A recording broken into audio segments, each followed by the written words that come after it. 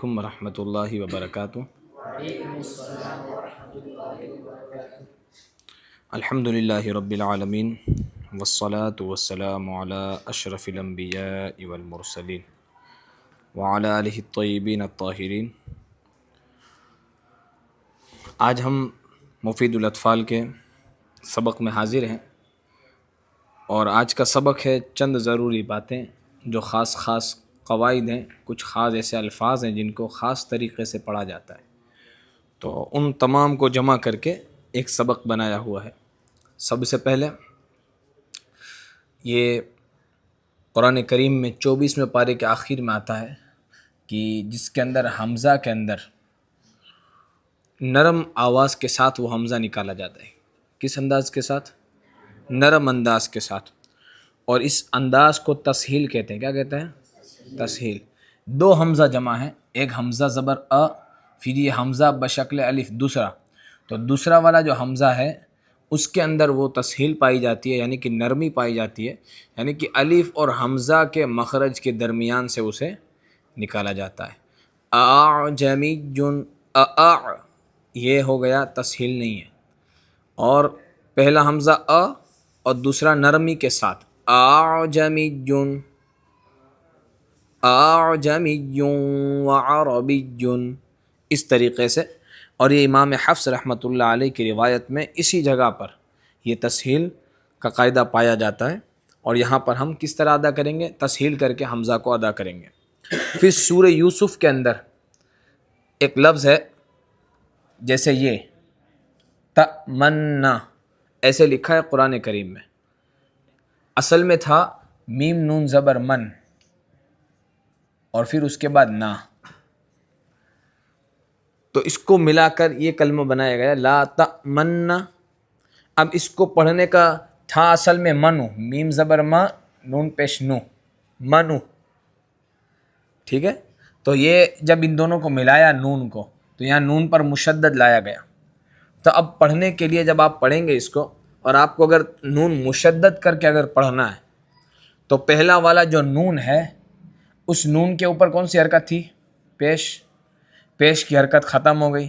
دوسرے والے نون کی حرکت کیا ہے؟ زبر، وہ حرکت باقی ہے۔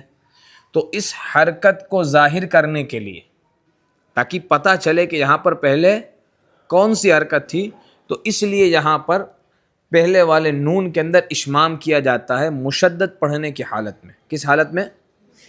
جب اگر آپ مشدد پڑھیں گے تو آپ کو اشمام کرنا پڑے گا، اگر مشدد نہیں پڑھتے تو پھر روم کرنا پڑے گا، اظہار نہیں کر سکتے، یعنی کہ صرف لا تمنا نہیں پڑھ سکتے، لا تمنا علی۔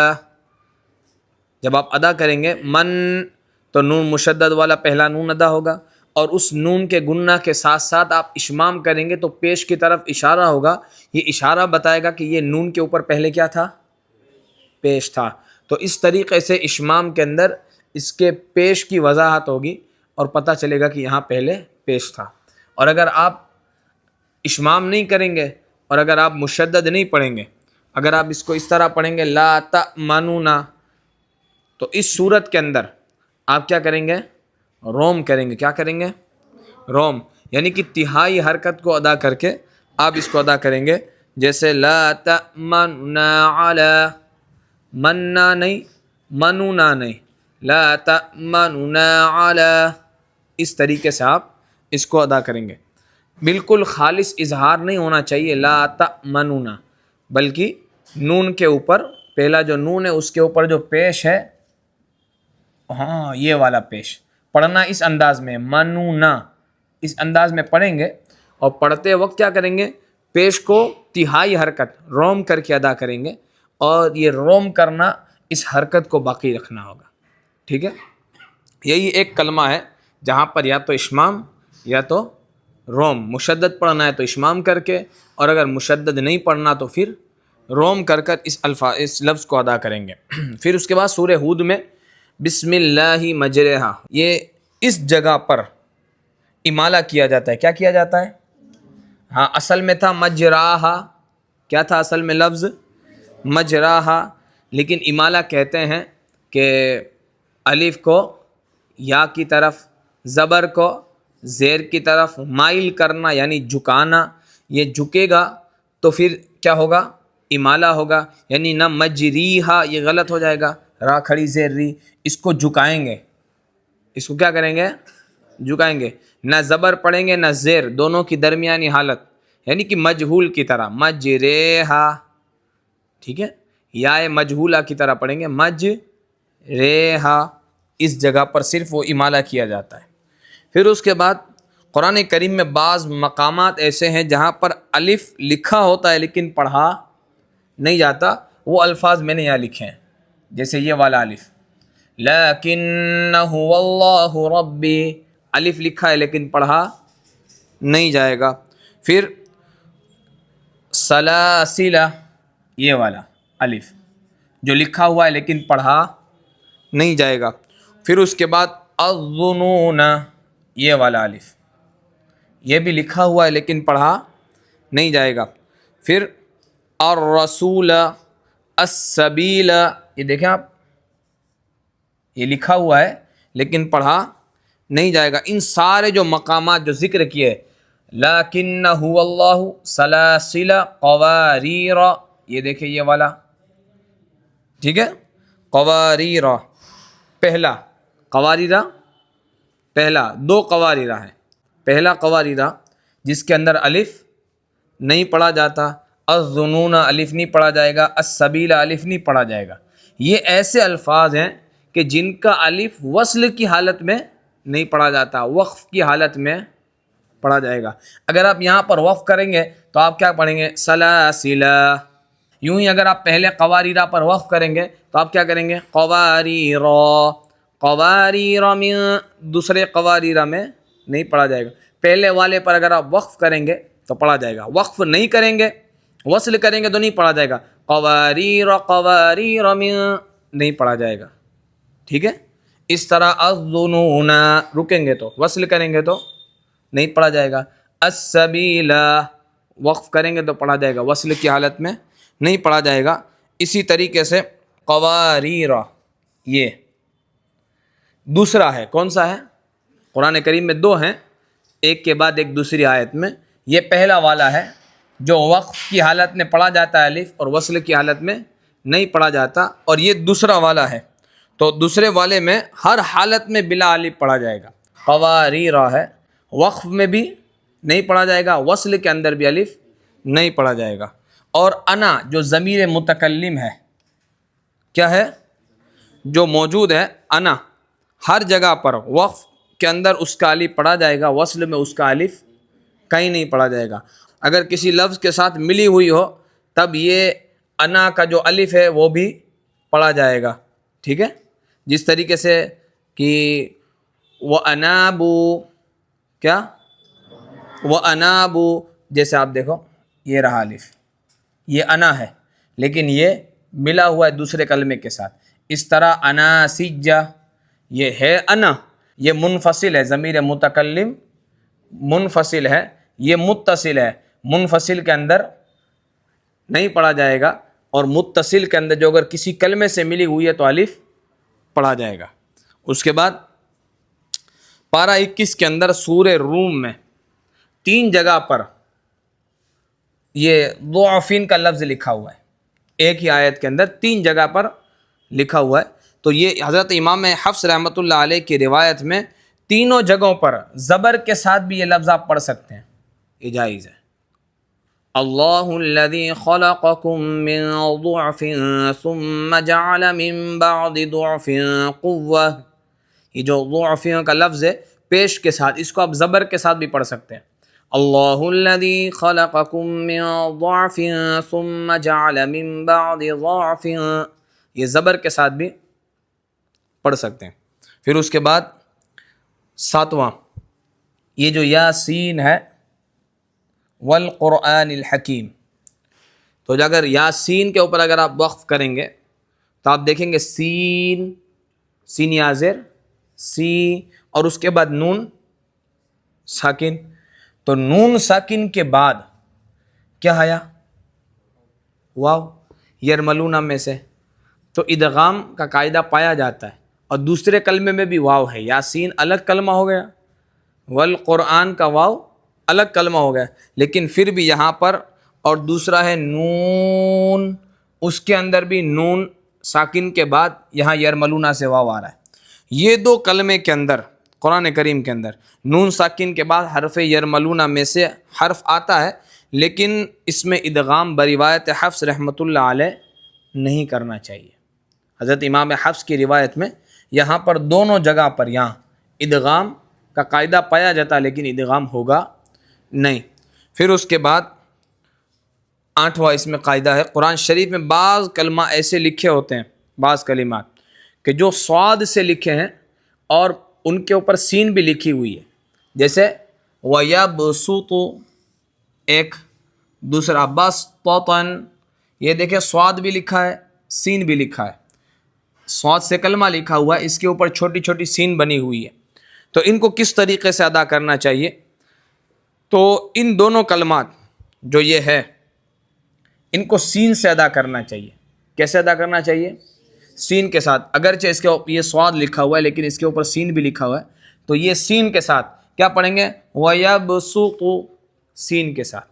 یہ دوسرا کلمہ بَسْطَةً، بَسْطَةً سین کے ساتھ۔ اور یہ تیسرا کلمہ جو لکھا ہے یہ صاد کے ساتھ لکھا ہوا ہے، اوپر سین لکھی ہوئی ہے، تو یہاں پر آپ کو پڑھنے کا اختیار ہے، صاد پڑھیں یا سین۔ ام ہم المسیطرون، سین، صاد، ام ہم المسیطرون، جو آپ کو پڑھنا ہے اس میں آپ کو اختیار ہے۔ اور اس یہاں پر بمسیطر، یہ جو کلمہ ہے اس کے اوپر سین لکھی ہوئی ہے، لیکن یہاں پر صرف صاد پڑھیں گے، بمسیطر، کیا پڑھیں گے؟ ہاں، اوپر والے دونوں میں سین، تیسرے والے میں اختیار ہے آپ کو، جو پڑھنا ہے وہ پڑھیں، اور چوتھے والے کے اندر آپ کو صاد کے ساتھ اس کلمے کو پڑھنا ہے۔ پھر اس کے بعد پارہ نمبر 26 میں سورہ حجر کے دوسرے رکوع میں آتا ہے بئس الاسم الفسوق، یہ لکھا دیکھیں، بئس ایک کلمہ ہو گیا، اس کے بعد دوسرا کلمہ، اگر بئس نہ ہوتا تو آپ کیا پڑھتے ہیں؟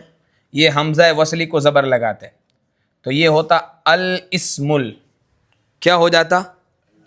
الاسم۔ لیکن جب آپ ملائیں گے یہاں سے تو یہ کیا ہوگا؟ بئس الاسم، کیا ہوگا یہ؟ بئس الاسم، حمزہ کو گرا دینا چاہیے، یعنی کہ الاسم کے لام کو زیر پڑھنا چاہیے، اور بعد میں جو حمزہ ہے اس کو گرا دینا چاہیے۔ یہ جو حمزہ ہے یہ والا جو یہ اس کو گرا کے پڑھنا ہے۔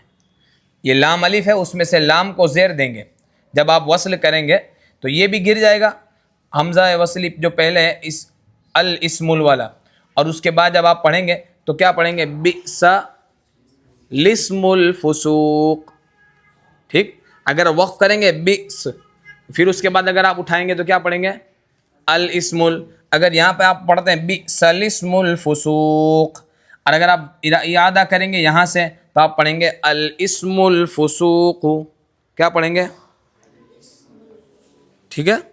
اور پھر اس کے بعد 10واں، قرآن شریف میں 5 ایسے مقام ہیں جہاں لام الف کے ساتھ لکھا ہوا ہے لیکن پڑھا بغیر الف کے جاتا ہے، لام الف کے ساتھ لکھا ہے لیکن پڑھا بغیر، یہاں غور کرنا چاہیے۔ جیسے دیکھیں لا الہ اللہ، یہ پہلا کلمہ لا لکھا ہوا ہے لیکن پڑھیں گے کیا؟ لا الہ اللہ تحشرون۔ پھر دیکھیں ولا اوضع، کیا پڑھیں گے؟ ولا اوضع، ٹھیک؟ پھر دیکھیں او لا اذبحنہ، پڑھیں گے کیا؟ او لا اذبحنہ، ایسے۔ پھر دیکھیں لا الی الجحیم، کیا پڑھیں گے؟ لا الی الجحیم۔ پھر دیکھیں لا انتم اشد، کیا پڑھیں گے؟ ماشاءاللہ، اس طریقے سے ان الفاظ کو ادا کریں گے۔ اور قرآن کریم کو پڑھنے کے لیے بہت سارے یہاں پر قاعدے ہم نے پچھلے ویڈیوز کے اندر بھی بیان کیے۔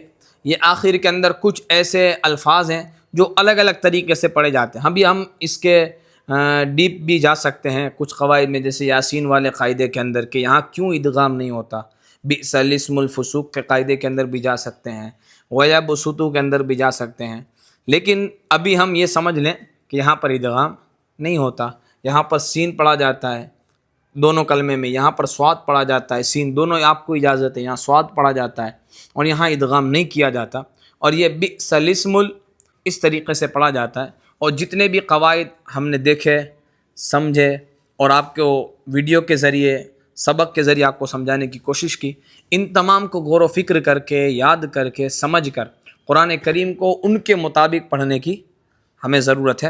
اور قرآن شریف کو ان کے اندر یہ بات کتاب کے اندر موجود ہے کہ ایسی راگنی کے ساتھ پڑھنا کہ سکون کی جگہ حرکت پیدا ہو جائے۔ بعض لہجے ایسے ہوتے ہیں، انداز ایسے ہوتے ہیں، طرز ایسے ہوتے ہیں کہ جب بندہ پڑھتا ہے تو اس طرز کی وجہ سے جو ساکن حرف ہوتا ہے اس کے اوپر بھی زبر آ جاتا ہے،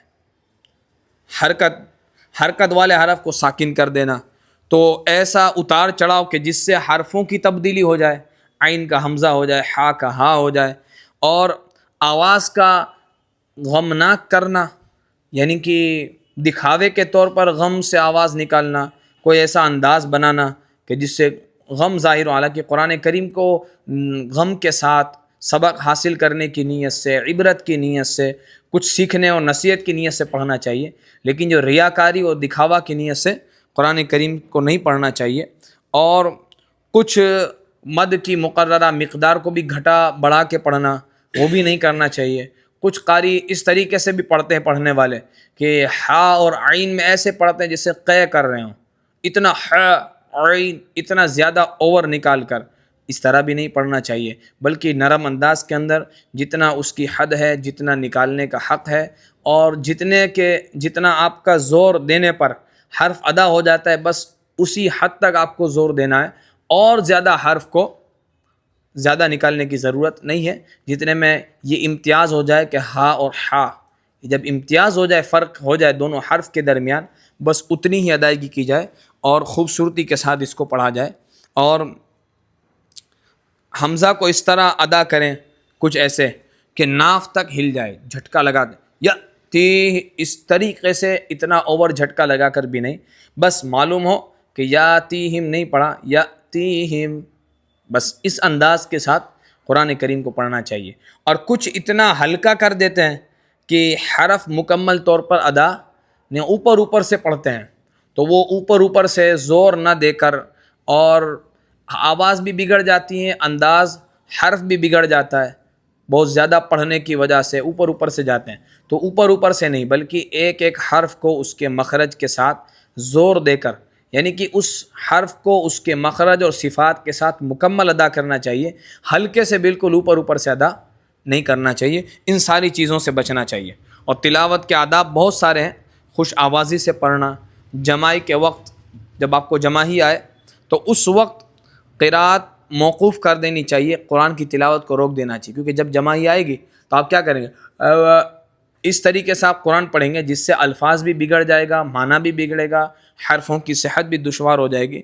اور جہاں تلاوت کر رہے ہیں اس جگہ کا پاک ہونا، بازار وغیرہ میں قرآن نہ پڑھنا، تلاوت کے وقت کلام اللہ کو سننا چاہیے، اور اگر نہ سنائی دے تو چپ رہنا چاہیے۔ اگر کوئی تلاوت کر رہا ہے تو غور و فکر سے سننا چاہیے، نہ سنائی دیتا ہو تو خاموشی سے بیٹھنا چاہیے۔ یہ کچھ آداب ہیں، وضو کر کے اچھا لباس پہن کر، خوشبو لگا کر، قبلہ کی طرف بیٹھ کر قرآن کریم کو بہترین سے بہترین انداز میں، زیادہ پڑھنے کی کوشش نہ کریں، بس کم پڑھیں لیکن بہترین طریقے سے، اچھے طریقے سے قرآن کریم کی تلاوت کریں۔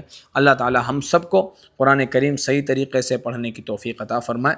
وما علینا الا البلاغ المبین۔ السلام علیکم ورحمۃ اللہ وبرکاتہ۔